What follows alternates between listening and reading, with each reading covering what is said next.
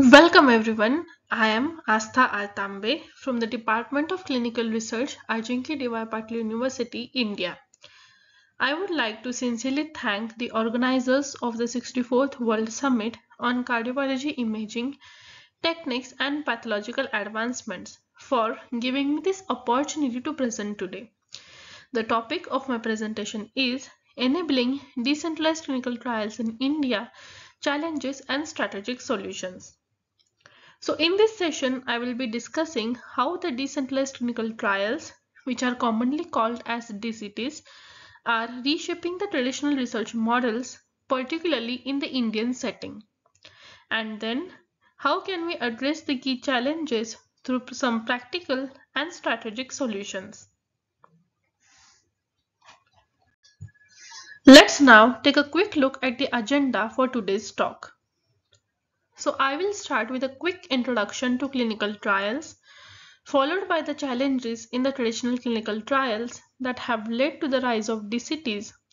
We will then explore the benefits of DCTs, then their early adoption in India, and some operational and regulatory challenges that come along.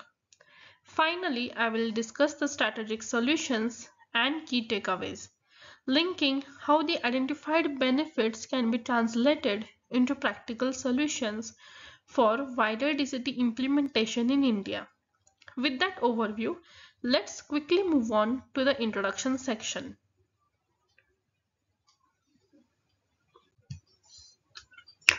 So before we dive deeper into the decentralized trials, let's start by revisiting how clinical trials traditionally work. So as we all know, every new drug or therapy goes through the clinical trials to establish the two key things, its safety and efficacy. And this process forms the backbone of all medical innovation. But if we think about how most trials are conducted, you will find that they are usually centered towards large hospitals or research institutions.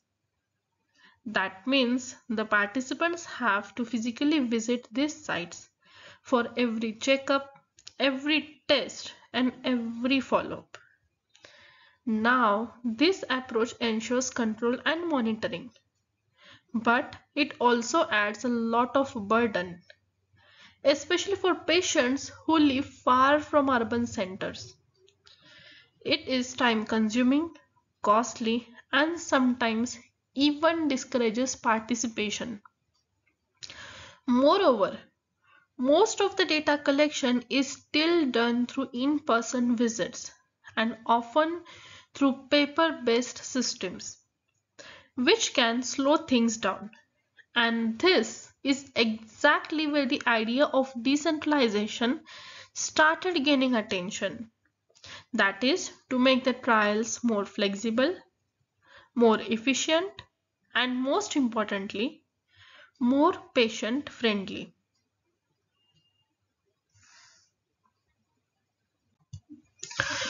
So, when we talk about the traditional clinical trials, we have to acknowledge that while the system has worked for decades, it also has some inbuilt limitations that affect both patients and researchers.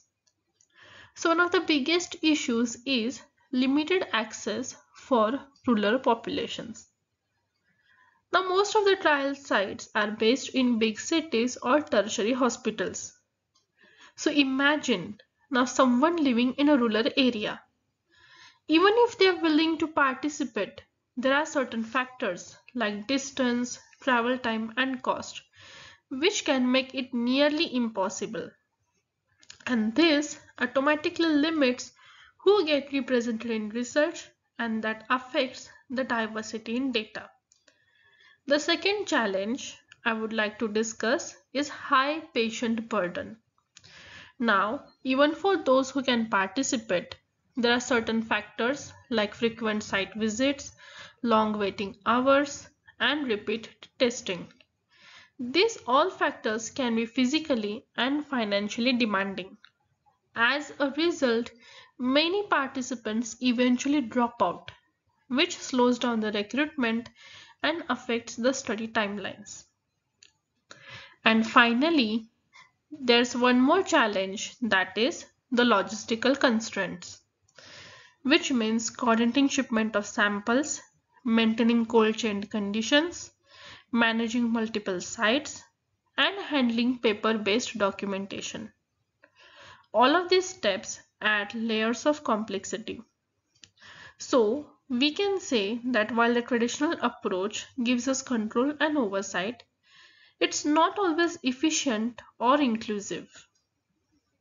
And that's exactly where the decentralized models start to make sense. That is, they are designed to remove all these barriers and make participation easier for everyone.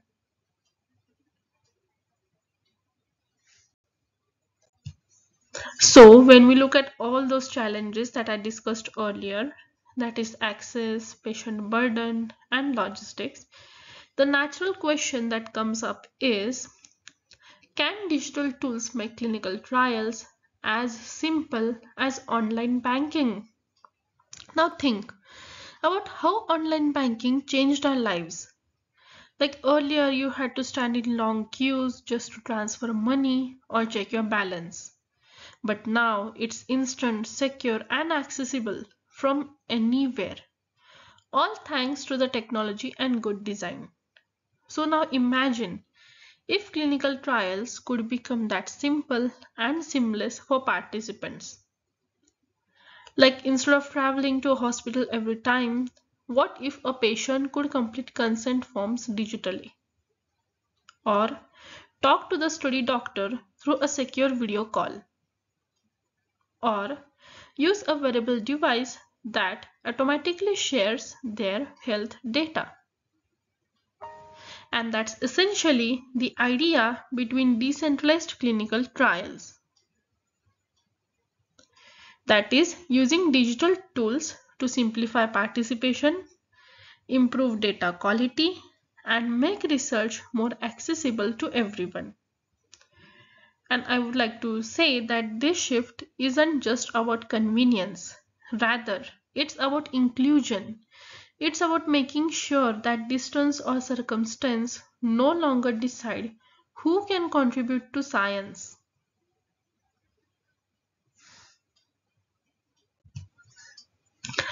So now let's talk about why decentralized trials have started gaining momentum in its first place. So as I discussed earlier, traditionally, the clinical trials have always been very site-centric.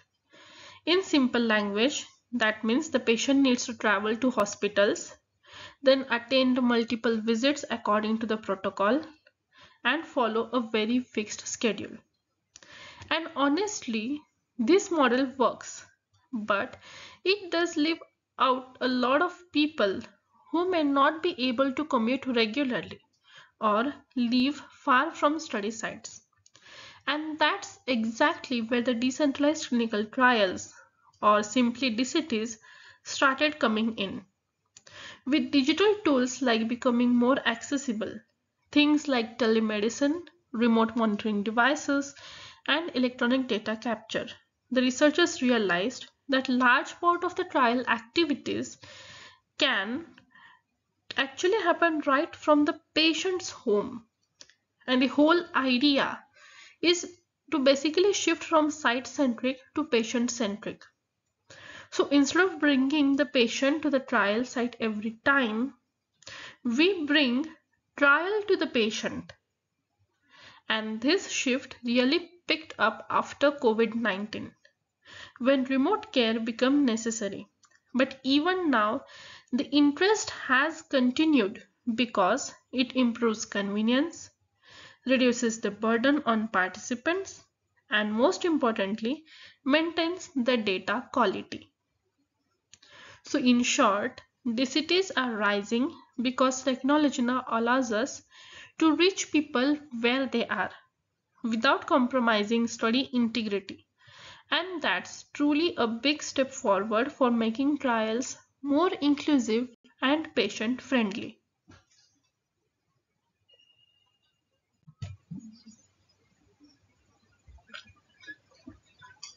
So let's discuss what makes decentralized clinical trials so impactful. Well, the biggest advantage is how they completely shift the experience for both the researchers and for the patients. In simpler language, when participation becomes easier and more flexible, the patient feels more connected and engaged throughout the trial. That means there will be fewer dropouts and better quality data. Now, in researchers' point of view, we can say that the digital tools streamline the data collection. That means the information flows in real time from wearables, apps, or e-diaries straight into the system, and this reduces manual work and delays. And perhaps most importantly, the DCTs open doors for more people, like someone living in a rural village or a busy city can equally participate without worrying about travel or time constraints. So in short, decentralized trials make research more inclusive, more efficient, and more patient-friendly. The exact direction the clinical research needs to move toward.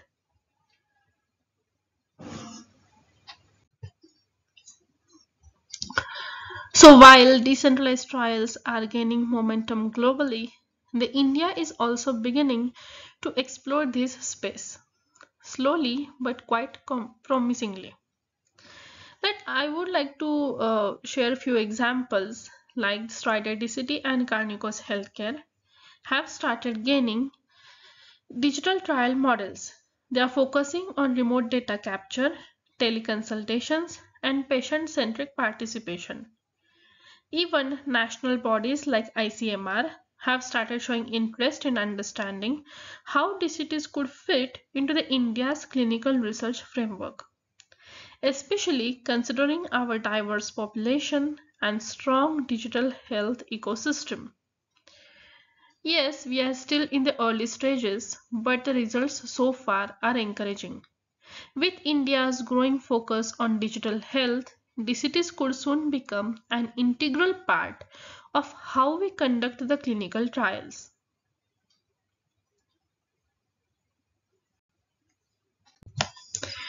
Now, let's take a look at some of the operational challenges that come up when we try to implement the decentralized clinical trials.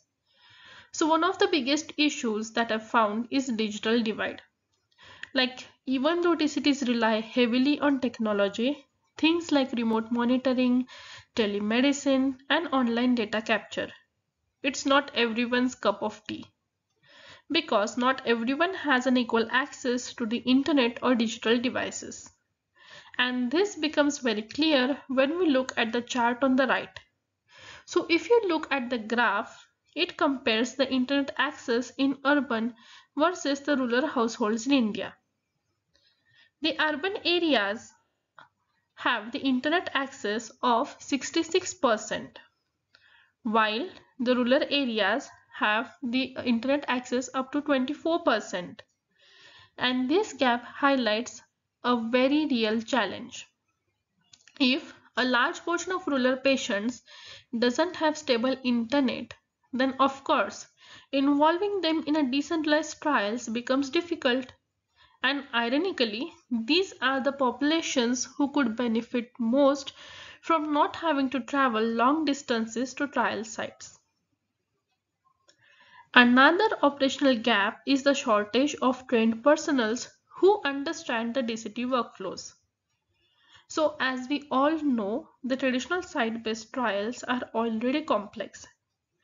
And when we introduce the remote technologies, digital platforms, virtual visit procedures, these staff need new skill sets.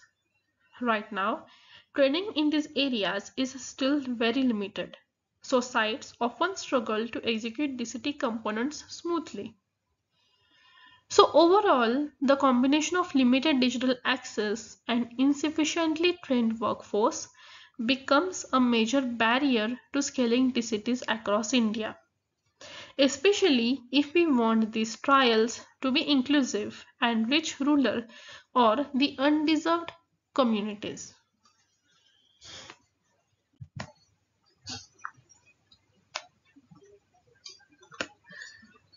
Now, moving from operational to regulatory challenges. This is where I would like to say that the India faces its biggest gap.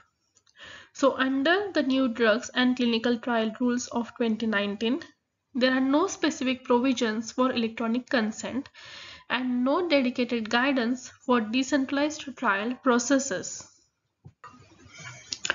So this absence of clear direction often makes the sponsors and ethics committees hesitant to fully implement the DCT models. Unlike countries with structured frameworks, India still relies on conventional interpretations which are meant for the site-based trials. So while we do have the foundation, that is the NDCTR, it hasn't yet evolved to reflect the modern digital trial methodologies. And this regulatory lag is one of the reasons why full-scale DCT adoption has been relatively slow here.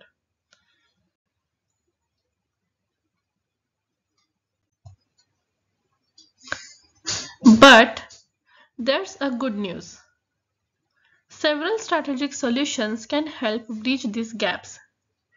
First, strengthening our digital infrastructure is the key. That is, expanding connectivity to rural and remote areas and ensuring secure data management systems will make remote participation more practical. Second, we need training programs. The training programs that build competence in DCT workflows, like from e-consent and telemedicine coordination to real-time data capture. The ongoing professional development will help the clinical workforce transition smoothly, like from hybrid to decentralized models. And finally, we can take inspiration from the US FDA's 2024 draft guidance on DCTs. So, to talk about this draft guidance in short, I would like to share that this guidance clearly outlines the procedures for e-consent, remote visits, and data management. Now, adapting a similar approach in India with making some context-specific adjustments could help our regulatory framework catch up with the global trends.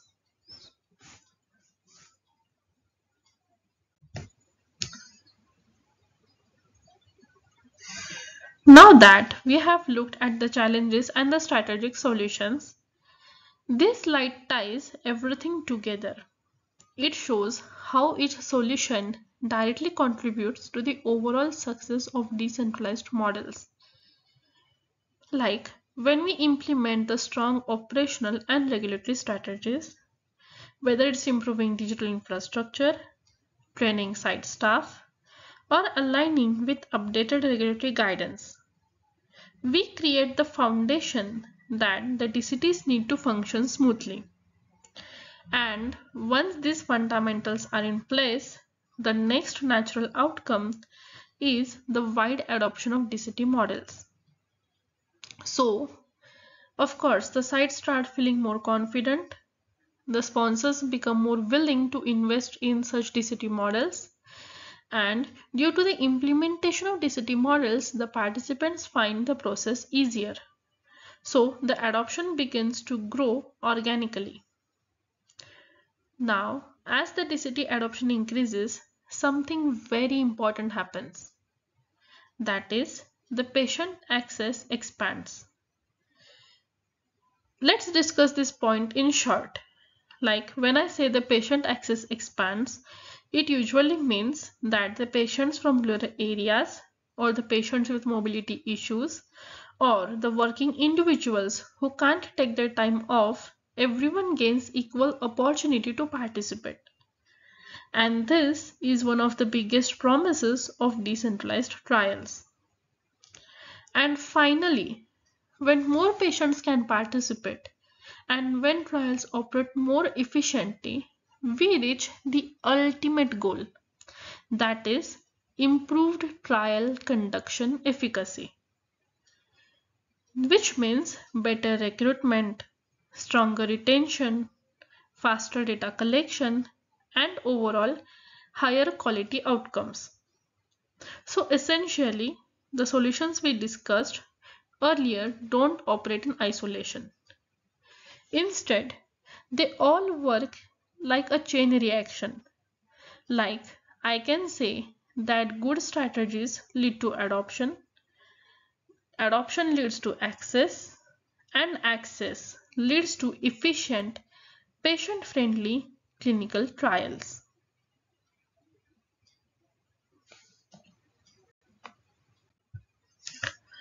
So, to wrap up today's discussion, here are the key takeaways. Let's discuss them one by one.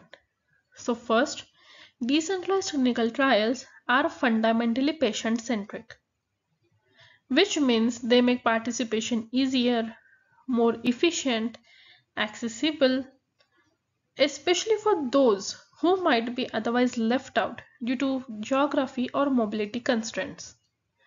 Second, while we are still in the early adoption stage in India, the progress is promising. Due to the early implementation of DCT models, we are seeing growing awareness, supportive technology, and most importantly, interest from sponsors and investigators alike. Third, the biggest step forward now is to tackle our operational and regulatory challenges that we discussed earlier. By tackling these challenges, we truly enable scalability and trust in the DCT model. And finally, looking into the future, that is, widespread DCT implementation can redefine healthcare access in India, making clinical research more faster, more inclusive, and more efficient.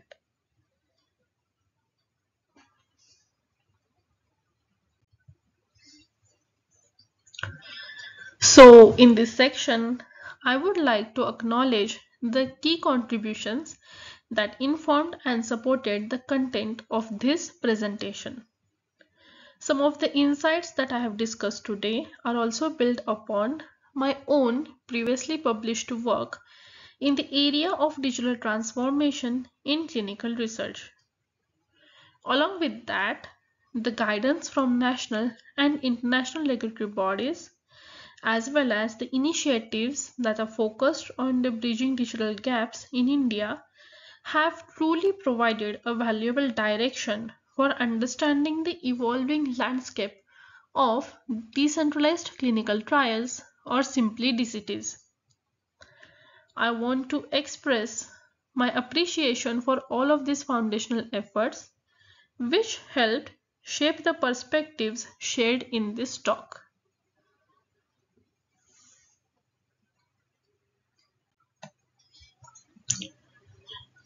And thank you so much for taking time to listen to this presentation.